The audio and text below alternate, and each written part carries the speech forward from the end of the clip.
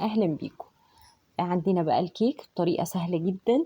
كيك بصوص الشوكولاته، احنا عاملين كل حاجه، عاملين الكيك وعاملين الصوص، يعني شايفينه ناعم وجميل باسهل طريقه واسهل وصفه، وكل حاجه عندنا واقتصادي جدا وهتدوقوا احلى كيك.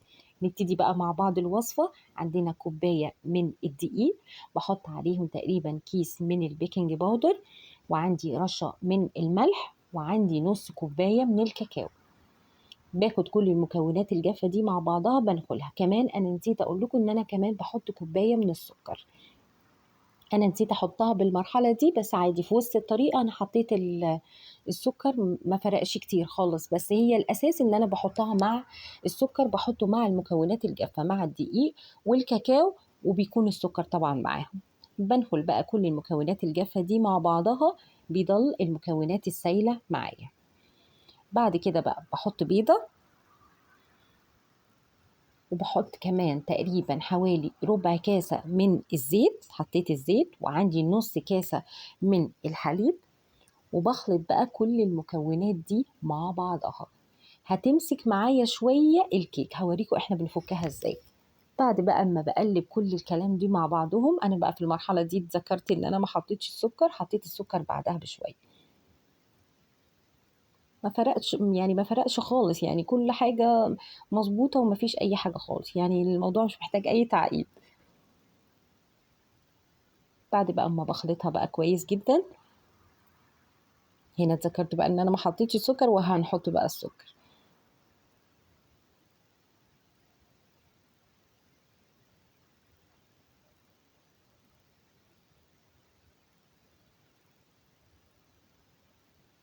بعد بقى اما بحطه، عندي تقريبا نص كاسة من المية السخنة جدا، بكون مسخناها على النار، وباخدها بقى وبفك بيها المكونات بتاعتي، بضل اقلب كده.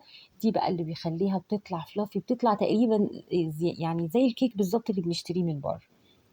بقلب بقى كويس، شايفين قوام يجنن ومش محتاج اي خالص، بعد طبعا ما خلطتها كويس القوام ده تمام جدا ومش محتاج اي حاجة خالص.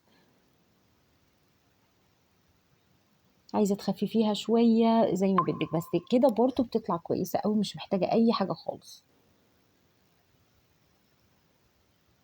شايفين هو ده القوام المطلوب عندنا. انا عندي قالب كيك صغير، الكيك دي بتعمل قالب كيك صغير. عايزة بقى اكبر كده بتزودي الكمية، يعني بتعملي كل حاجة الضعف. بدل البيضة بيضتين، بدل كاسة الدقيق بتبقى كاستين، هيك. بعد طبعا ما بدهن القالب بتاعي زيت، باخد بقى منزل عليه خليط الكيك. بكون طبعا محمية الفرن كويس جدا، وبدخل بقى الكيك بتاعي. اهم حاجة بيكون كل حاجة في مكونات الكيك بتكون بدرجة حرارة الغرفة. خلاص كده عندي الكيك جاهز والامور تمام، هدخله الفرن. عندي بقى بعد كده هنجهز للصوص الشوكولاتة. هنا تقريبا دلوقتي عندي معلقتين من الدقيق، هحط عليه حوالي معلقة نشا كبيرة أو معلقتين. هنا أنا حطيت معلقتين، يعني معلقتين من الدقيق ومعلقتين من النشا. وعندي تقريبا هحط هنا تقريبا 3 معالق من الكاكاو. لحد دلوقتي مفيش حاجة صعبة، أوكي. بعد كده عندي الفانيليا، في نوعية فانيليا أنا بستخدمها، يعني بتدي طعم حلو قوي، بحط منها كمية، يعني بحط حوالي معلقتين كبار. عندي تقريبا كاسة من الحليب البودر وكاسة من السكر. وبعد كده بزود بقى الكمية اللي عندي دي، تقريبا بتاخد حوالي كاسة ونص من المية. كل المكونات دي على البارد، لسه أنا ما حطيتش أي حاجة على النار خالص. بقلب طبعا تقليبة عندي بالمضرب بتاعي. بفك بقى كل النشا والدقيق، بفكه في السوائل بتاعتي دي كلها، بفكها بقلبها الأول كده على البارد، وبعد كده برفعها على النار.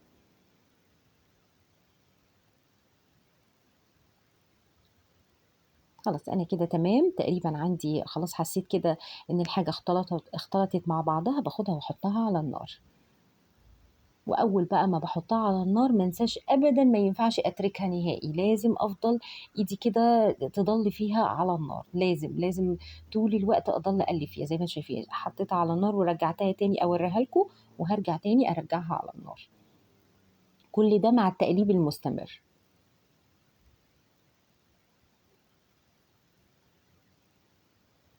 عندي بقى شوية شوكولاتة عندِك في البيت عادي بتزوّدي، كل ده بيعزّز الطعم، بس هي لو ضلِّت هيك طعمها حلو مش محتاجة أي حاجة خالص، بس أنا ضِفت حوالي شوية كده عندي قالب شوكولاتة كان عندي وقطّعت منّه قطعة كده صغيّرة وحطّيت منّه عندي.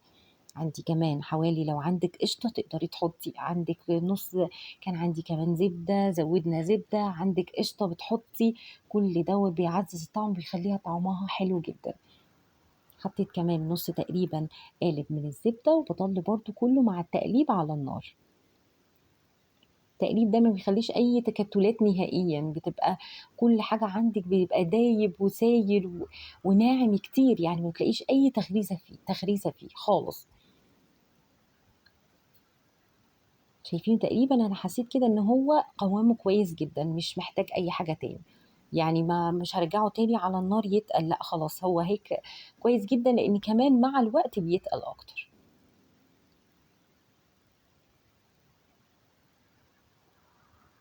عندي حتّة الزبدة برضه دابت أهو مع الحرارة والسخونية، يعني أنا باورّيكم بقى بُصّوا النعومة والجمال واللون، يعني تقولي كإنّها شوكولاتة سايحة، ومش عايزة أقول لكم طعمها قد إيه جميل، وكُلّه مكونات عندنا في البيت، ما فيش ولا يعني عندنا الكاكاو وعندنا أنا برضه زوّدت تاني قشطة، عايزة تزوّدي تزوّدي، مش عايزة تزوّدي ما فيش أي أبدًا، كل المكونات دي الأساس أنا قُلت لِك عليه، بس القشطة والزبدة والشوكولاتة دي كُلّه ده إضافي.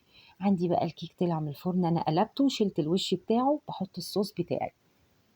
يعني زي ما أنتم شايفين بُصّوا الجمال والحلاوة والنعومة، يعني بجد باتمنى تجرّبوها هتعجبكم أوي يعني وطعمها بيجنّن.